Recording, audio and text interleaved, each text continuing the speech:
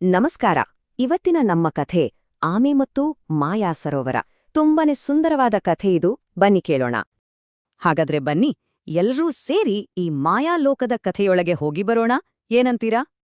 ಒಂದಾನೊಂದು ಕಾಲದಲ್ಲಿ ಹಚ್ಚು ಹಸಿರಾದ ತುಂಬಾನೇ ಪ್ರಶಾಂತವಾದ ಕಾಡಿತ್ತು.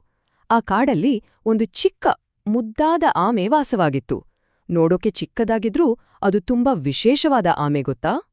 ಅಂದಹಾಗೆ ಆ ಪುಟ್ಟ ಆಮೆಯ ಹೆಸರು ಧೀರ. ಧೀರ ಅಂದ್ರೆ ಧೈರ್ಯವಂತ ಅಲ್ವಾ? ಹೆಸರಿಗೆ ತಕ್ಕ ಹಾಗೇನೆ ಅದರ ಗುಣ ಕೂಡ ಧೈರ್ಯದಿಂದನೇ ಕೂಡಿತ್ತು. ಈ ಧೀರ ಇದೆಯಲ್ಲ, ಅದು ನಡೆಯೋದು ಮಾತ್ರ ತುಂಬಾನೇ ನಿಧಾನ. ಆದ್ರೆ ಅದ್ರ ಮನ್ಸು, ಅದ್ರ ಹೃದಯ ಇದೆಯಲ್ಲ, ಅದು ಸಿಂಹದಷ್ಟೇ ಬಲವಾಗಿತ್ತು, ಅಷ್ಟೇ ಧೈರ್ಯದಿಂದ ಕೂಡಿತು.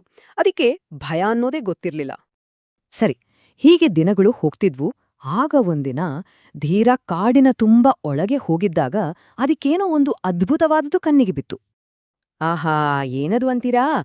ಕಾಡಿನ ಮಧ್ಯದಲ್ಲಿ ಸೂರ್ಯನ ಬೆಳಕಿಗೆ ಮುತ್ತಿನ ಹಾಗೆ ಹೊಳಿತಾ ಇದ್ದ ಒಂದು ಸುಂದರವಾದ ಸರೋವರ. ಅದರ ನೀರಂತೂ ಎಷ್ಟು ಸ್ವಚ್ಛವಾಗಿತ್ತು ಅಂದ್ರೆ ಪಳಪಳ ಅಂತ ಮಿಂಚ್ತಿತ್ತು. ಅದನ್ನ ನೋಡಿದ ತಕ್ಷಣ ಧೀರನಿಗೆ ಎಲ್ಲಿಲ್ಲದ ಆಶ್ಚರ್ಯ. ಅಬ್ಬಾ, ಈ ಸರೋವರ ನೋಡಕ್ಕೆ ಎಷ್ಟೊಂದು ಸುಂದರವಾಗಿದೆ ಅಂತ ಮನಸ್ಸಲ್ಲೇ ಖುಷಿಪಟ್ಟು ಧೀರ ಹಾಗೆ ನೀರ್ನಲ್ಲಿ ತನ್ನ ಮುಖ ನೋಡ್ಕೊಳ್ತಾ ಇತ್ತು. ಆಗ ತನ್ನ ಪಕ್ಕದಲ್ಲೇ ಇನ್ನೇನೋ ಒಂದು ವಿಚಿತ್ರವಾದ ಬೆಳಕು ಕಾಣಿಸ್ತು. ಅದೇನಪ್ಪಾ ಅದು ಅಂತ ಅದಕ್ಕೆ ಕುತೂಹಲ ಶುರುವಾಯಿತು. ಆಗ ಆ ಸರೋವರದ ಒಳಗಿಂದ ಒಂದು ಶಾಂತವಾದ ಆದರೆ ಕೇಳೋಕೆ ಮಾಂತ್ರಿಕವಾದ ಧ್ವನಿ ಬಂತು. ಅದು ಹೀಗೇಳ್ತು, ಈ ಸರೋವರ ಶುದ್ಧವಾದ ಮನಸ್ಸಿರೋರಿಗೆ ಮಾತ್ರ ಸಹಾಯ ಮಾಡುತ್ತೆ. ಧೀರನಿಗೆ ಇದೆಲ್ಲ ಕೇಳಿ ಆಶ್ಚರ್ಯ ಆಗ್ತಿತ್ತು. ಅಷ್ಟ್ರಲ್ಲೇ ಯಾರೋ ಅಪಾಯದಲ್ಲಿರೋದು ಅದರ ಕಣ್ಣಿಗೆ ಬಿತ್ತು. ಅಯ್ಯೋ ಪಾಪ, ಒಂದು ಪುಟ್ಟ ಹಕ್ಕಿಮರಿ ಕಾಲು ಜಾರಿ ನೀರಿಗೆ ಬಿದ್ಬಿಟ್ಟಿತ್ತು. ಅದಕ್ಕೆ ಈಜು ಬರ್ತಿರ್ಲಿಲ್ಲ. ಹಾಗಾಗಿ ಸಹಾಯಕ್ಕಾಗಿ ಚೀರುತ್ತಾ ಒದ್ದಾಡ್ತಿತ್ತು. ಅಕ್ಕಿ ಮರಿಯ ಚೀರಾಟ ಕೇಳಿದ ತಕ್ಷಣ ಧೀರ ಒಂದು ಕ್ಷಣನೂ ಯೋಚನೆ ಮಾಡ್ಲಿಲ್ಲ. ತಡ ಮಾಡದೆ ತಕ್ಷಣ ನೀರಿಗೆ ಧುಮುಕಿತು. ಆಮೇಲೆ ಆ ಪುಟ್ಟ ಹಕ್ಕಿಯನ್ನ ತನ್ನ ಬೆನ್ನೆ ಮೇಲೆ ಕೂರಿಸ್ಕೊಂಡು ನಿಧಾನಕ್ಕೆ ಸುರಕ್ಷಿತವಾಗಿ ದಡಕ್ಕೆ ಕರ್ಕೊಂಡ್ಬಂತು. ಧೀರ ಮಾಡಿದ ಈ ಒಳ್ಳೆ ಕೆಲ್ಸವನ್ನ ಆ ಮಾಯಾ ಸರೋವರ ಸುಮ್ಮನೆ ನೋಡ್ತಾ ಇತ್ತು. ಅಷ್ಟೇ, ಧೀರನ ದಯೆಯನ್ನ ನೋಡಿದ ಸರೋವರಕ್ಕೆ ತುಂಬಾ ಖುಷಿಯಾಗಿ ಹೋಯ್ತು. ತಕ್ಷಣನೇ ಏನಾಯ್ತು ಗೊತ್ತಾ? ಇಡೀ ಸರೋವರ ಚಿನ್ನದ ಬಣ್ಣದಲ್ಲಿ ಝಗಮಗ ಅಂತ ಹೊಳೆಯೋಕ್ ಶುರುವಾಯ್ತು. ಸಾವಿರಾರು ದೀಪ ಹಚ್ಚಿದ ಹಾಗೆ ಕಾಣ್ತಿತ್ತು.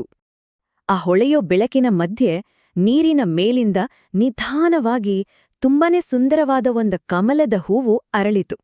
ಅದರ ದಳಗಳೆಲ್ಲ ಮುತ್ತುಗಳ ಹಾಗೆ ಹೊಳಿತಾ ಇದ್ವು. ಆಗ ಮತ್ತೆ ಅದೇ ಮಾಂತ್ರಿಕ ಧ್ವನಿ ಕೇಳಿಸ್ತು. ಧೀರಾ, ನಿನ್ನ ಧೈರ್ಯ, ನಿನ್ನ ದಯೆ, ಇದೇ ಈ ಕಾಡಿಗೆ ನಿಜವಾದ ಅಂದ. ಸರೋವರದ ಮಾತು ಕೇಳಿ ಧೀರನಿಗೆ ತುಂಬ ಸಂತೋಷವಾಯಿತು. ತಾನು ಮಾಡಿದ ಸಹಾಯಕ್ಕೆ ಇಂಥ ಒಂದು ಗೌರವ ಸಿಕ್ಕಿದ್ದಕ್ಕೆ ಖುಷಿಯಿಂದ, ಹೆಮ್ಮೆಯಿಂದ ತನ್ನ ಸ್ನೇಹಿತರ ಹತ್ರ ವಾಪಸ್ ಹೋಯ್ತು. ಧೀರನ ಈ ಸಾಹಸದ ಕಥೆ ಕಾಡೆಲ್ಲ ಬೇಗ ಹರಡಿಹೋಯ್ತು. ಆ ದಿನದಿಂದ ಕಾಡಿನ ಯಾವ ಪ್ರಾಣಿನೂ ಧೀರನನ್ನ ಕೇವಲ ನಿಧಾನದ ಆಮೆ ಅಂತ ಅಂದುಕೊಳ್ಳಿಲ್ಲ. ಬದಲಿಗೆ ಒಬ್ಬ ನಿಜವಾದ ಹೀರೋ, ಎಲ್ಲರಿಗೂ ಸಹಾಯ ಮಾಡೋ ಒಳ್ಳ ಸ್ನೇಹಿತ ಅಂತ ತುಂಬಾನೇ ಗೌರವ ಕೊಡಕ್ ಶುರು ಮಾಡಿತು. ಹಾಗಾದ್ರೆ ಧೀರನ ಈ ಕಥೆಯಿಂದ ನಾವೇನು ಕಲಿತ್ವಿ ಅಂತ ಯೋಚನೆ ಮಾಡೋಣವಾ? ಕಥೆಯ ನೀತಿ ತುಂಬಾ ಸರಳ. ನಮ್ಮಲ್ಲಿ ದಯೆ, ಧೈರ್ಯ ಎರಡೂ ಇದ್ರೆ ಖಂಡಿತವಾಗಿಯೂ ಎಲ್ಲರೂ ನಮ್ಮನ್ನ ಗೌರವಿಸ್ತಾರೆ. ಒಳ್ಳೆತನಕ್ಕೆ ಯಾವತ್ತಿಗೂ ಸೋಲಿಲ್ಲ ಅಲ್ವಾ? ಈಗ ನಮ್ಮ ಸರದಿ. ನಾವು ಕೂಡ ಧೀರನ ತರ ಪ್ರತಿದಿನ ಧೈರ್ಯವಾಗಿ ಪ್ರೀತಿಯಿಂದ ಹೇಗಿರಬಹುದು ಅಂತ ಯೋಚಿಸೋಣ.